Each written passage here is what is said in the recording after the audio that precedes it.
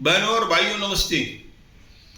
दोस्तों, कल मुंबई की एक अखबार जो पूरी राष्ट्रीय अखबार है, उसमें एक खबर छपी कि अशोक मोनानी कुर्ला इन्होंने आत्महत्या कर ली है। उस आत्महत्या के पीछे अखबार में ये लिखा गया कि बात पूरी तरह से सही नहीं है और इनका व्यापार में घाटा हो चुका था, जिसके कारण इनका किसी ने वीडियो बनाया और वीडियो बनाने के बाद वायरल किया गया। उस दुख को, उस बेइज्जती को वह सह नहीं पाए और उन्होंने आत्महत्या कर ली। अब प्रश्न ये है, जो ये लाल साईं पंचायत बनी थी, क्या यह आगे बढ़ जाएगी या फिर शुरू होते ही इसका काम पूरा हो गया? और ये जो लाल साईं पंचायत है, यह तेलंगाना वालों की देन है। तेलंगा प्रकरण में जो कुछ हुआ, जो कुछ तकलीफें आई और जिस तरह से बाजार बंद करने की धमकी व्यापारियों ने दी, उसके बाद प्रकरण शुरू हुआ। क्योंकि यहाँ की जो पंचायतें हैं उसमें ऐसे लोग बैठे हैं, पुलिस के पास पहुंचने से पहले ही कहते हैं यह काम होगा नहीं होगा, किस तरह से होगा, नहीं हो रहा है। तब दुकानदारों को मजबूरी में दोस्तों हाथ अपने उठाने पड़ते हैं और वो निकल जाते हैं अपना काम करने के लिए। लेकिन लाल साईं पंचायत में जो हुआ, वो मैं ऐसे कहूंगा कि बंदरों के हाथ में तलवार और बंदूकें दे दी गई। कोई किसी को पकड़ के ला रहा था, या फिर ये जो कल वीडियो चले हैं हाथापाई के, ये आज तक किसी पंचायत ने नहीं की है। और पंचायतें जो हैं बड़े बुजुर्ग चलाते हैं। अब इसमें बहुत सारे लोगों को मजा आ रहा होगा कि एक व्यक्ति कम हो गया, घट गया। दोस्तों, मैं कहूंगा कि असल में बहुत सारी पंचायतों में दागदार लोग बैठे हैं। मैं एक बार फिर कह रहा हूं कि पंचायतें जो है बुजुर्गों को चलानी चाहिए, लेकिन ऐसा नहीं होता है।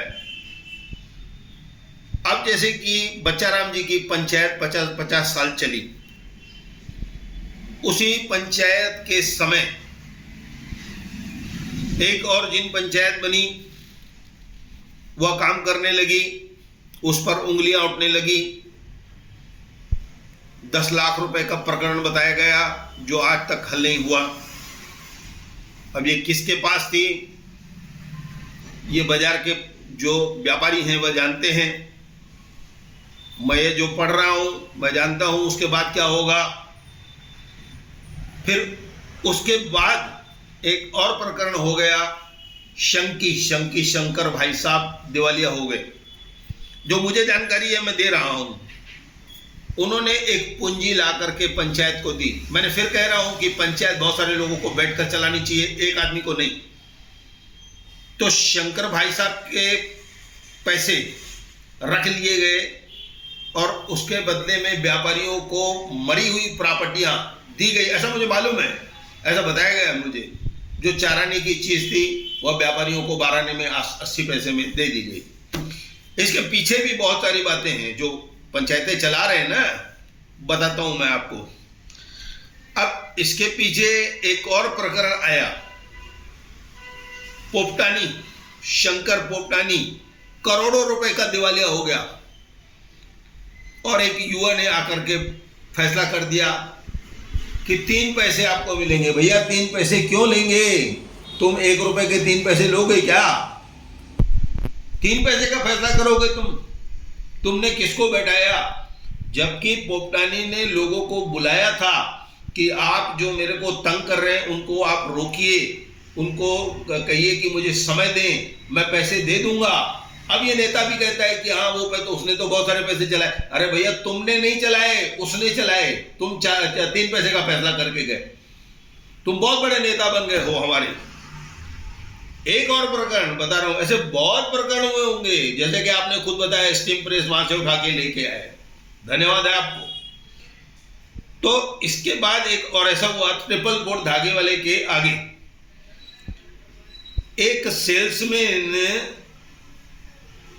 कपड़ा व्यापारी है वहां पर बहुत बड़ा, ट्रिपल फोर के आगे एक सेल्समैन बाजार से 17-18 लाख रुपए उतार कर ले आता है, वह खा जाता है, अय्याशी करता है। तुम उसके साथ जाते हो, एक पुरानी कार उसको दे देते हो। खुद उसने बताया, उसकी जो टेपिंग थी ना, मैं कहूंगा एक व्यक्ति के पास है, तो उसको आपने एक कार दे दी और 2-3 लाख रुपए उसको दे के आप चुप हो गए। आप बहुत चतुर हैं, बहुत चतुर हैं, मैंने देखा। तो दोस्तों, सबसे पहले अब इन सब चक्करों में ये लालसाई पंचायत बन गई कि हम युवा मिलकर के कुछ फैसले लेंगे, कुछ कार्य करेंगे। अब परिणाम कुछ लोगों की वजह से ये आ गया, तो उसको आज ये लोग खुश हो रहे होंगे, चलो कि एक पंचायत गई। और मैं आपको एक और क्लियर करता हूं एक बात, कि मैंने दूसरे दिन ही जब उन लोगों ने मुझे कहा कानूनी सलाहकार, मैंने हाथ जोड़ दिए कि मेरा उसमें कुछ वास्ता नहीं है, आप देवीदास से सलाह लीजिए, आप दूसरे जो पंचायतें चल रही है उनसे आप सलाह लीजिए, यूनिटी फोरम, उसके बारे में मैंने कहा। सबसे पहले तेलंगाना वाले दिन जो बात हुई, कितना गुमराह आपने लोगों को किया, ये काम नहीं होगा, हो सकता है यही कपड़ा व्यापारी तेलंगाना ने लिखा कर गए हों, उनको यही भेजा हो, बिल नहीं है। अब पुलिस जब तक मांगे उससे पहले आप जवाब दे देते हो, यानी कि एक कहावत है कि पानी से पहले ही आप कपड़े उतार देते हो। अब आपने ये सब जो चीजें कही, फिर जो लोग लोगों को सताते हैं, फिर आप उनको भाई बोलते हैं, भाई मतलब दबंग। इन सब बातों पर भी जाइए, आप दूसरे पर हंसना नहीं। मैं ऐसी रोज खबर चलाऊंगा ऐसी, ये जो प्रकरण हो रहे हैं, जो हुआ, ये जो अशोक मोनानी इन्होंने आत्महत्या की, मैं इनके लिए दुख व्यक्त करता हूं। और इसकी जगह तो अब कोई लेगा नहीं, वह परिवार बेसहारा हो गया। फिर भी मैं ये कहूंगा कि उनके परिवार को भगवान दुख सहने की शक्ति दे। अब इस प्रकरण में होता क्या है यह देखना है। बाकी मैं उन लोगों को कहूंगा कि आप हंसिए मत, आप ठठोली मत करिए, ये आपके ऐसे बहुत सारे मेरे पास कारनामे हैं जो चलेंगे। ऐसा कहकर मैं आज धन्यवाद भी नहीं कहूंगा, मैं हाथ जोड़ के कहूंगा कि मैं अपनी बात को समाप्त करता हूं।